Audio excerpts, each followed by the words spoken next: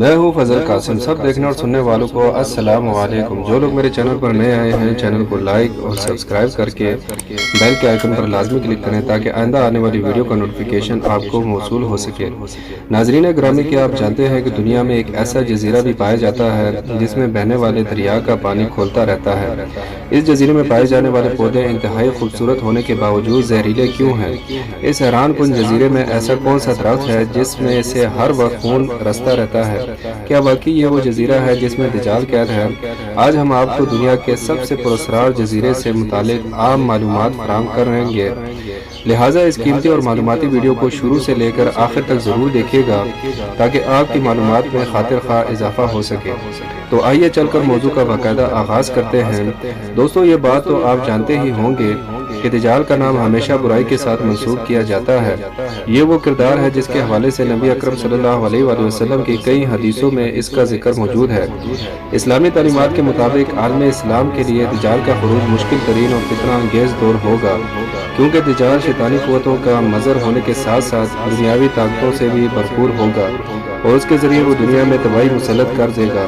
دجال کے خروج کے حوالے سے بیشتر مقامات کا تذکرہ کیا جاتا ہے، جن میں ڈریگن آئی لینڈ اور بحیرہ عرب میں واقع سکورتری نامی جزیرہ قابل ذکر ہے۔ سکورتری میں واقع ایک ایسا جزیرہ ہے جس کو دجال کا جزیرہ بھی کہا جاتا ہے۔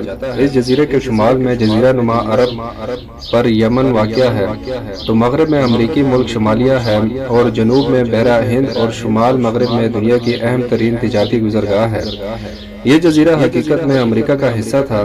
ماہرین کے مطابق 50 سال پہلے یہ جزیرہ دنیا کے تمام براعظموں سے کٹ گیا۔ یہاں کے نباتات، چرند پرند اور دیگر ماحول دنیا کے ہر حصے سے کافی مختلف ہیں۔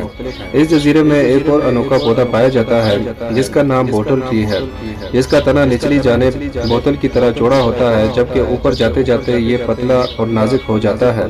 اس پودے پر لگنے والے پھول اتنے خوبصورت ہوتے ہیں کہ ان کو صحرائی گلاب بھی کہا جاتا ہے، لیکن یہ پودا شدید زہریلا ہوتا ہے۔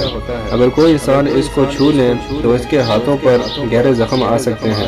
اس جزیرے میں تقریباً 700 ایسے پودے بھی پائے جاتے ہیں جو دنیا کے کسی اور حصے میں نہیں دیکھے گئے۔ آپ شاید یقین نہ کریں مگر اس جزیرے کی مٹی کو دنیا کی زرخیز ترین مٹی میں شمار کیا جاتا ہے، جس میں بیج یا پودا اگنے کی طاقت بہت زیادہ ہے۔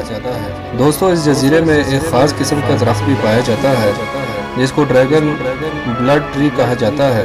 مقامی لوگ اس درخت کو دمول اخوین کے نام سے بھی پکارتے ہیں، جس کا مطلب دو بھائیوں کے خون والا ہے۔ اس درخت کے تنے سے سرخ رنگ کا مواد ہر وقت بہتا رہتا ہے، جس کو دیکھ کر ایسا محسوس ہوتا ہے کہ گویا درخت سے خون بہہ رہا ہو۔ اس درخت سے خون نما نکلنے والی اس کون کو ماضی میں مختلف کاموں کے لیے مقدس سمجھ کر استعمال کیا جاتا تھا اور حالیہ دور میں بھی اس کا استعمال کاسمیٹک اور مختلف ادویات میں کیا جاتا ہے۔ یہودی غرقت کے بعد اس درخت کو بہت زیادہ مقدس تصور کرتے ہیں۔ یہودیوں کا ماننا ہے کہ درخت دجال کی خوراک ہے۔ اس کے علاوہ اس جزیرے سے تھوڑے فاصلے پر ایک دریا پایا جاتا ہے جس کا پانی ہر وقت کھولتا رہتا ہے۔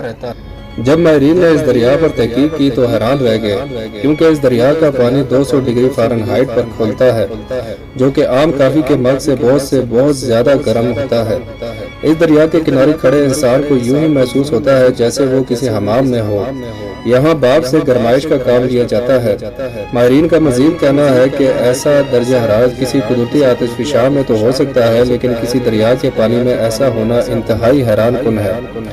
اگر اس دریا کے پانی میں ہاتھ ڈالا جائے تو 1 سیکنڈ سے بھی کم وقت میں 3 ڈگری تک جل جائے گا، اور اگر غلطی سے کوئی اس کھولتے دریا کے پانی میں گر جائے تو اس کا زندہ بچنا ناممکن ہے۔ دوستو، آپ کو بتاتے چلیں کہ دنیا میں ابلتے ہوئے دریا تو مختلف جگہوں پر موجود ہیں، لیکن وہ کسی متحرک آتش فشاں یا مقناطیسی سسٹم سے جڑے ہیں، مگر اس دریا کے نزدیک آتش فشاں 400 میل کی دوری پر واقع ہے۔ یہی وہ حیران کن وجہ ہے کہ کوئی بھی اس کے بارے میں نہیں جان سکا کہ آخر اس دریا کے انتہائی گرم ہونے کی وجہ کے پیچھے کیا راز چھپا ہے۔ اور یہ کہا جاتا ہے کہ ایسا ابھی سے نہیں بلکہ برسوں سے یہ سلسلہ جاری ہے۔ آپ کو یہ جان کر بھی مزید حیرت ہوگی کہ جزیرے میں بیک وقت صحرا، ساحل، پہاڑ اور غاریں موجود ہیں۔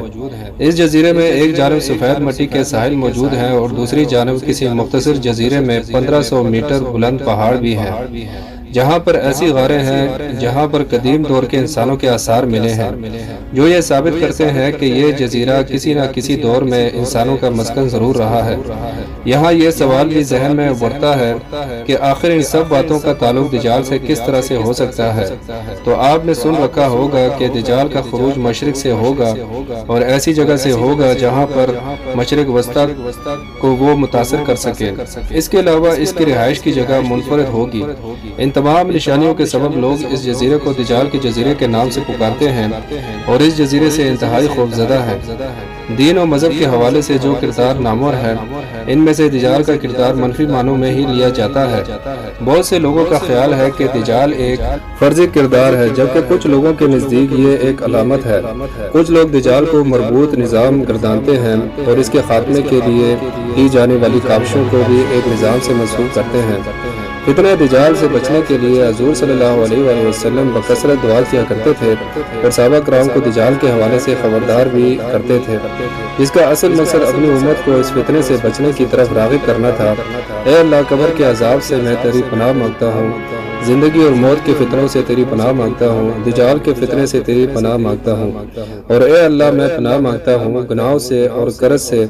دوستو، یہ فتنہ اتنا سنگین ہے کہ اس کے حوالے سے صحیح بخاری کی ایک اور حدیث میں آتا ہے کہ حضرت عمر رضی اللہ تعالیٰ عنہ سے روایت ہے کہ رسول اللہ صلی اللہ علیہ وآلہ وسلم نے صحابہ کرام کو خطاب فرمایا۔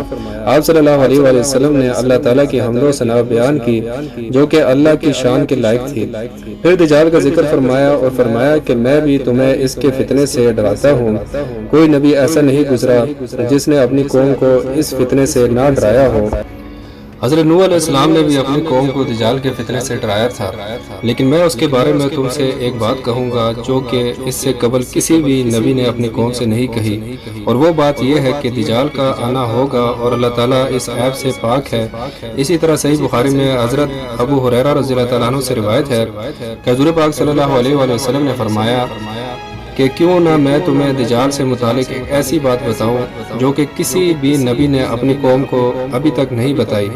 وہ بات یہ ہے کہ دجال کا آنا ہوگا، جنت اور جہنم جیسی چیز لائے گا، بس وہ جسے جنت کہے گا در حقیقت وہ دوزخ ہوگی، اور میں تمہیں اس کے فتنے سے اسی طرح ڈراتا ہوں جیسے حضرت نوح علیہ السلام نے اپنی قوم کو ڈرایا تھا۔ بیشتر علماء نے ان احادیث کی روشنی میں یہ بیان کرتے ہیں کہ دجال ایک حقیقی کردار ہوگا۔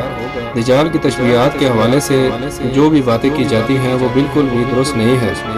آخر میں یہ دعا ہے اللہ تعالی ہم سب کو ایمان کی سلامتی عطا فرمائے، آمین۔ تو یہ تھی دوستوں میری آج کی ویڈیو۔ تو یہ ویڈیو آپ کو کیسی لگی کامنٹ میں اپنی رائے کا اظہار ضرور کیجیے گا اور اس کو اپنے دوستوں کے ساتھ شیئر کریں۔